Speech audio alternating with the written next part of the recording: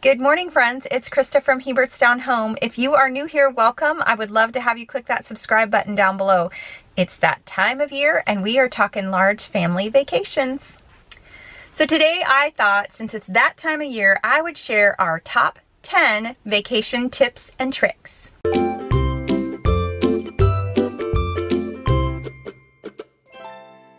Tip number 1 is to spend more on lodging and less on food. A few years ago, we gave up the whole hotel gig. Hotels just really are not set up for larger families. And I went to VRBO, Vacation Rentals by Owner, and I started just looking around in the areas that we wanted to stay in. We have found some great vacation homes this way and have had really good luck with it. That means that we have a full kitchen, usually a deck with a patio. Often we'll have a hot tub. It has big living areas, 2 or 3 bedrooms, and a couple of bathrooms. And for us, it's just really nice during that week when we're on vacation to be able to spread out and have a lot of space for our large family. There's also a lot of times on these properties we can go hiking. There's lots of things to do really close by, free or cheap, or even days at the cabin just playing games, hanging out, watching movies, that sort of thing together. That leads into tip number 2, bring freezer meals or meat to grill. So when we go to these vacation rentals, they often have a full kitchen, or I make sure that the ones that we rent do. They have a full kitchen and it's often fully stocked. Things like crock pots, all of the dishes and cooking things that we're going to need are already there. So I will make some freezer meals up ahead of time and I will bring them with us. I will also bring meat for grilling because I feel like I can price shop and get things cheaper here at home. Then when we get there, a lot of times Monte and a few of the kids make a run to the closest larger town where we can get a bunch of supplies, and they stock up on all the kind of side items and extra things that we're going to need throughout the week. So we do a lot of our cooking at the cabin, or we take lunches with us when we go places, and that saves us a ton of money, and we spend that money towards our lodging instead of on our food. We may do 1 or 2 fun eat out times when we are on vacation, but otherwise we pretty much do our own thing as far as food goes. Tip number 3 is do a load of laundry every day. When we rent these vacation homes, I make sure that they have an accessible washer and dryer, and I do a load of our laundry every day, which means number 1, we don't have to pack as many clothes along, which is a great thing. And number 2, I come home with suitcases full of clean clothes. Do you know what a blessing that is to come home and just unload those right into the cabinet? It's one less thing to do coming off a vacation, and it is so convenient. Tip number 4 is everyone keeps the same chores as they have at home. That means the kid who cleans out the dishwasher at home cleans out the dishwasher in the cabin. The kid who vacuums the floors at home vacuums the floors in the cabin. We just like to keep it neat and tidy, keep things organized, and that meant that I could relax too. We could all work hard together and then play hard together, and it was a lot more fun for everyone. It took me a few years to figure that one out, and then I realized, why am I doing all the work on vacation and everyone else is vacationing? We mixed it up, everybody took back their share of the workload, and it made it a lot more fun for everyone. Tip number 5, bundle your kids' clothes when you travel. So when we travel, we put outfits together for each child. So I would do a pair of pants, a shirt, some underwear, maybe some socks, and I would either put them in a Ziploc bag all together, or I would roll them up and then put a rubber band around them. This allows Monte or I or the child themselves to grab that pack of clothing and just go get dressed in the morning. We don't have to think about it. We don't have to match up outfits. The other thing that I'll often write on that baggie is like nice clothes, or so if we're going out to a nicer restaurant or something like that, I have it labeled so we know, okay, hey, here's some nice clothes that we packed along for this child or that child. Makes it a lot more simple just to grab and go. Monty knows what I intended for what things, or he or I can just hand the child those clothes and they can go get dressed, and that saves us a lot of time. Tip number 6, hotel bathrooms are your friend when you're on the road or when you're out and about.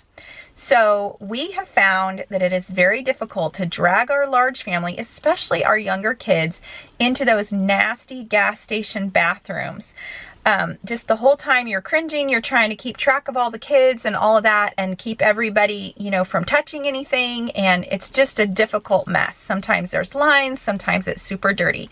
So what we have found is that we go into hotels, and usually in their lobby, they have a bathroom that they're willing to let you use. A lot of times it's a single bathroom, so I can go in with 2 or 3 kids. It's not a big deal. It's typically very clean because hotels clean their bathrooms a lot, and that bathroom is not used by hardly anyone because everybody has a room in the hotel with a restroom.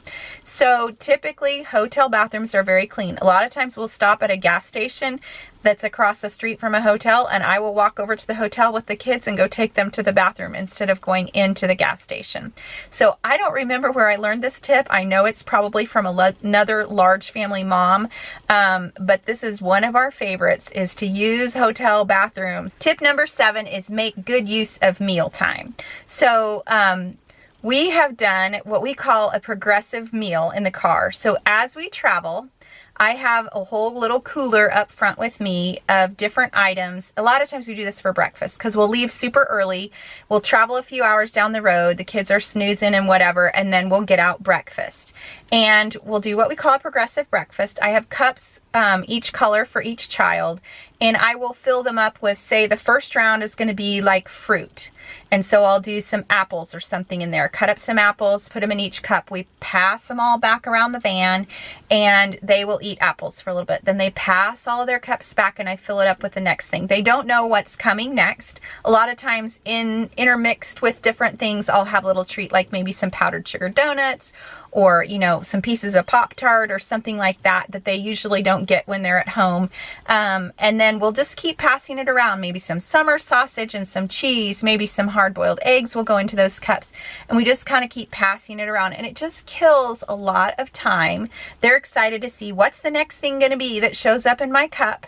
And it's kind of just a fun way to travel along. Okay, that also leads me into tip number 8, which is stop at parks along the way. We have found some really cool parks in some little towns where we have been able to stop and eat lunch. And a lot of times we will pack a sack lunch along for our kids, or we will stop at a fast food restaurant, grab food, and then go to the park. But those kids need time in the middle of the day to run, get their energy out so that they are ready maybe to conk out and nap for a little while in the afternoon. Tip number 9, pack along lunch bags for each child. Can you tell a lot of these tips like kind of rotate around food? I'm finding that a little strange, but it feels like we are constantly feeding our big families, right? So this is just a big part of what we do. So we pack lunch bags along for each individual child. And that way, when we're out and about on vacation and we're doing fun things during the day and we stop for lunch, we can just pass those lunch bags out. I'm not trying to pass out sandwiches, then pass out chips, then cut up and pass out fruit, and pass out. And then all of a sudden they're done and ready to go.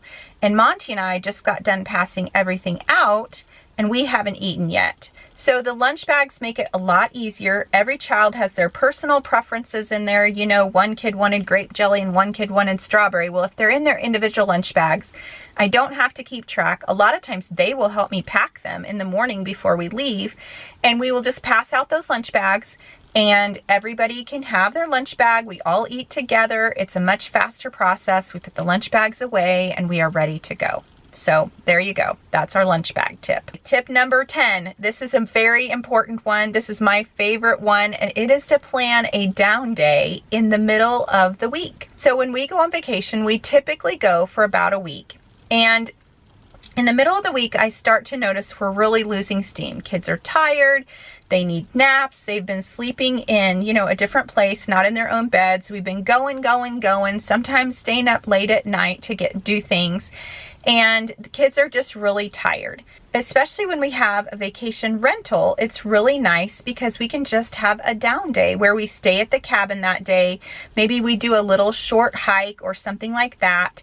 And we just stick around there. We cook around there, we take naps, we kind of chill out. Maybe we watch a movie or play some games together and just kind of have a down day at the cabin.